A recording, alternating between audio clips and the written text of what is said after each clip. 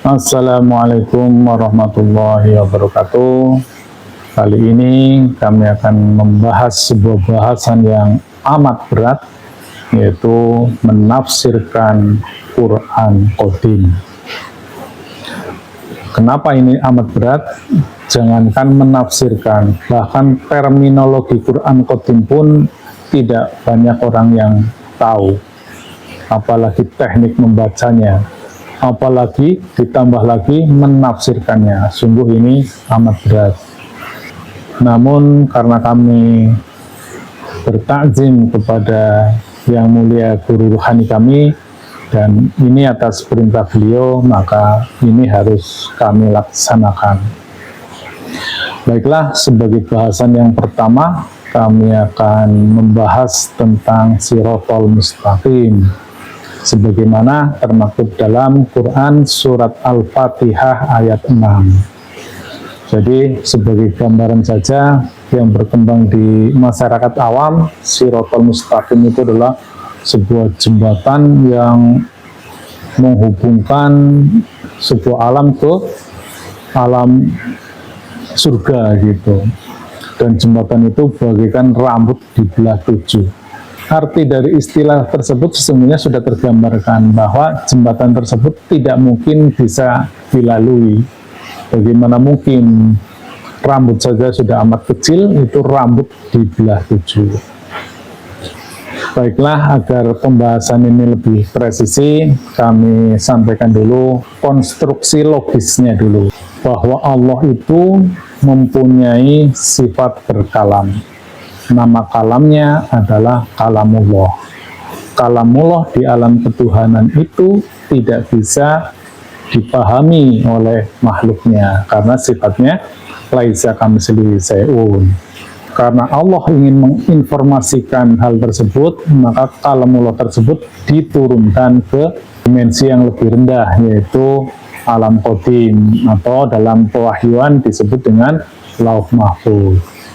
Nah, di Lauh Mahfuz tersebut, Quran itu bentuknya adalah nur atau cahaya, atau bahasa kerennya partikel gelombang. Nah, Al-Quran dalam bentuk itu sudah bisa dibaca oleh manusia, yaitu oleh hamba yang disucikan ruhaniyahnya. Sebagaimana Quran Surat Al-Waqi'ah ayat 78 dan 79, bahwa Al-Quran itu berada di Lauh Mahfuz. Tidak bisa dibaca oleh siapapun kecuali oleh hamba yang disucikan ruhaninya. Nah, itulah Quran Qadim. Agar pemahaman kita bisa presisi, ada baiknya kita lihat penafsiran dari para mufassir masyhur sepanjang sejarah. Yaitu pertama, tafsir dari Ibnu Katsir yang saya bacakan. Shiratal Mustaqim adalah jalan yang jelas tanpa penyimpangan yang mengantarkan kepada ridho Allah. Itu penafsiran beliau. Kemudian tafsir Al-Qurtubi, Shiratal Mustaqim adalah jalan yang menyampaikan kepada Allah dan surganya. Itu. Kemudian tafsir Fakhruddin Al-Razi, Shiratal Mustaqim sebagai kombinasi dari ilmu dan amal yang benar. Dan saya kira masih banyak lagi penafsiran tentang Shiratal Mustaqim. Tetapi bagi saya yang awam ini, yang bodoh ini, membaca tafsir tersebut saya tidak paham. Sepertinya perlu penafsiran atas tafsir tersebut gitu. Itu pemahaman saya itu. Silakan kalau yang paham dengan penafsiran tersebut, ya alhamdulillah. Nah, kami akan mencoba memberikan perspektif yang lain itu ya, karena kalau kita pahami bersama, penafsiran itu lebih kepada literasi gitu ya. Makanya syarat-syarat untuk menjadi mufassir itu kan harus, pertama ya harus hafal Al-Qur'annya, kemudian harus memahami ilmu alatnya seperti nahwu dan shoroh, kemudian memahami ilmu-ilmu yang terkait itu. Namun sependek yang saya pahami, kami belum terinformasikan bagaimana menafsirkan ayat-ayat Al-Quran itu dari perspektif ruhaniyahnya. Karena kalau kita pahami asal-usulnya, ternyata Al-Quran itu kodimnya itu berupa nur, berupa cahaya, berupa partikel gelombang gitu.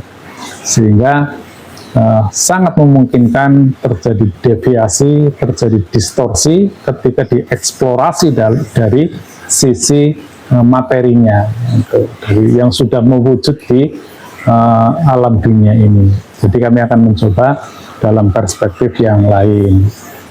Tentunya itu juga sesuai dengan maksud dan tujuan kita. Kami tetap istiqomah dalam rangka udkhulu fis-silmi kafah. Jadi kami ingin memberikan nuansa, ingin memberikan warna dalam memahami atau dalam beragama, sehingga agama tidak menjadi sangat pragmatis, sangat materialis, tetapi sisi ruhaniahnya justru itu yang perlu lebih dalam, karena sesungguhnya manusia itu adalah makhluk ruhani. Baiklah, apa yang dimaksud dengan Shiratal Mustaqim? Penafsiran kami yang pertama, Shiratal Mustaqim adalah jalan yang terpendek. Jadi jarak terpendek antara dua tempat adalah garis lurus. Ini adalah kebenaran yang tak terbantahkan. Ini adalah kebenaran yang minimal, adalah kebenaran rasionalitas. Bahkan menurut saya pribadi ini kebenarannya sudah kebenaran aksioma. Artinya tidak mungkin dibantah. Jadi jarak terpendek antara dua tempat adalah garis lurus. Makanya Allah sungguh sangat hebat, presisi tinggi. Beliau membuat istilah Shiratal Mustaqim, itulah jarak terpendek ketika kita ingin mencapai Allah, ketika kita ingin mengenal Allah, ingin ma'rifatullah. Itulah jalan terpendeknya adalah Shiratal Mustaqim.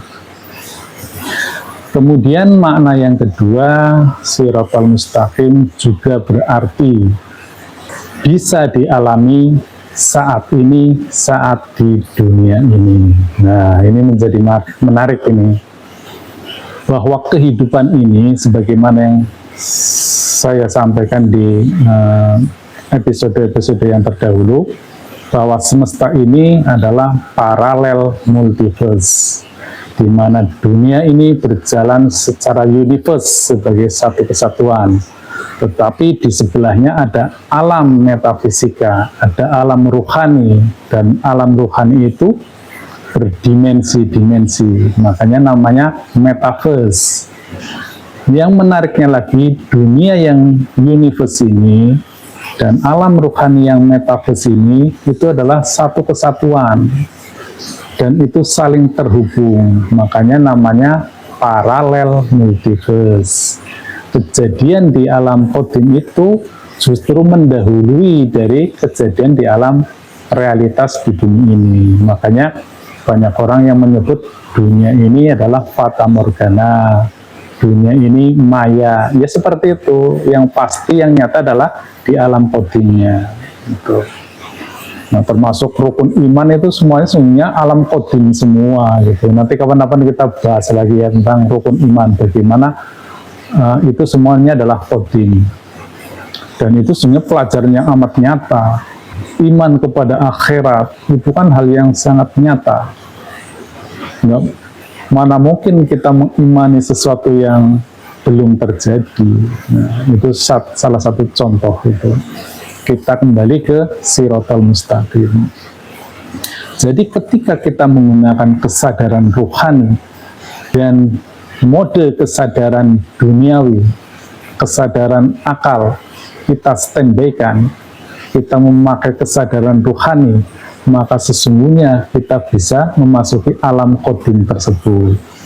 Nah, ketika kita memasuki alam kodim tersebut, maka kita berpeluang bisa menyeberangi jembatan tersebut, yaitu ruhaniyah kita.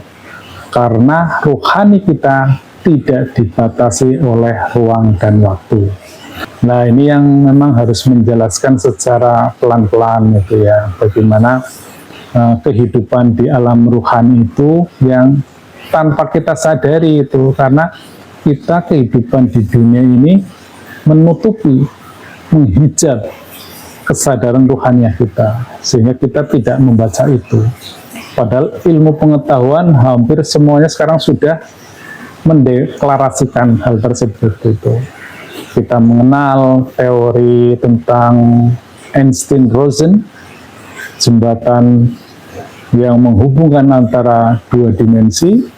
Kemudian kita mengenal teori singularitas, kita mengenal black hole, kemudian kita mengenal hukum medan kuantum, dan yang terakhir teorinya Tesla, yaitu tentang semesta ini adalah simetris gitu.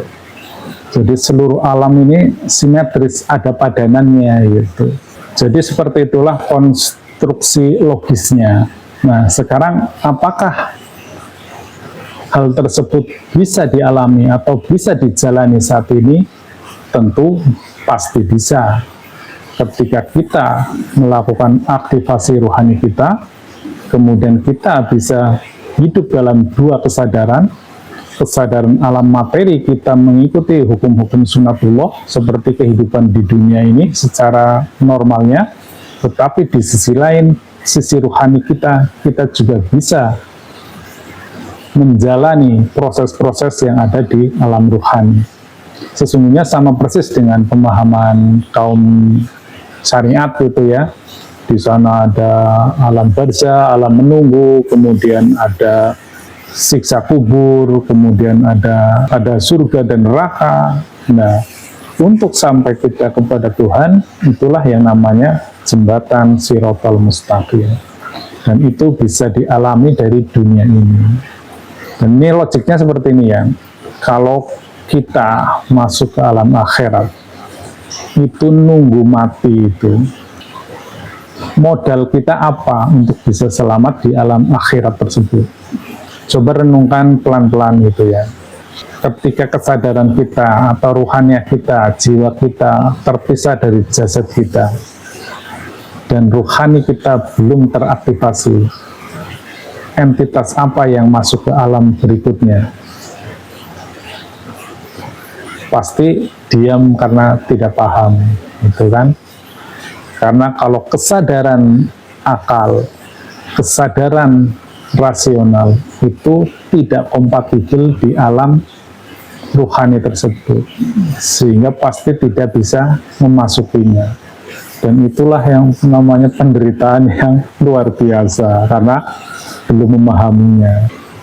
Maka dari itu, satu-satunya cara dan satu-satunya jalan kita memasuki alam ruhani. Kita aktivasi kesadaran ruhani kita. Tentu untuk bisa melampaui alam-alam tersebut, melampaui Shiratal Mustaqim, kita perlu ada pembimbing ruhani atau guru ruhani kita. Karena guru ruhani itu juga ruhaniahnya telah bersambung kepada ruhani Rasulullah.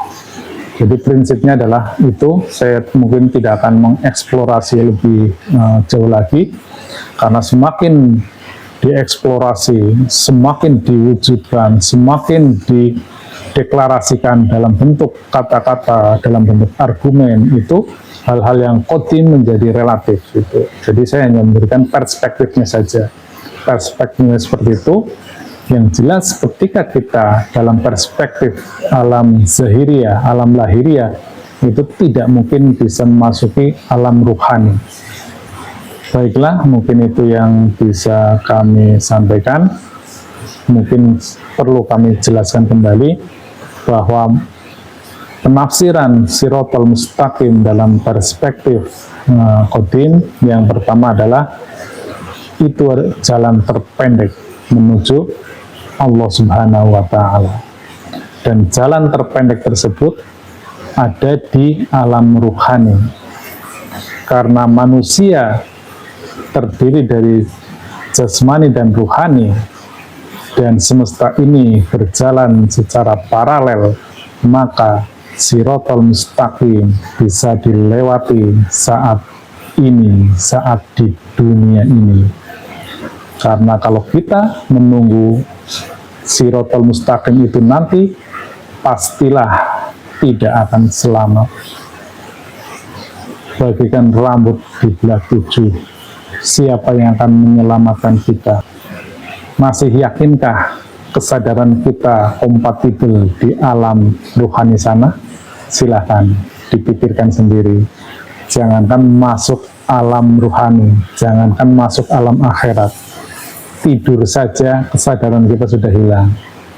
Pada saat sakaratul maut saja dipastikan kesadarannya itu sudah hilang, sudah blank karena saking sakitnya. Nah, itu makanya mulai dari saat ini, ayo kita aktifasi ruhani kita agar kita paham, agar kita terselamatkan di alam qadim, alam di sebelah kita, karena manusia sesungguhnya juga makhluk ruhani.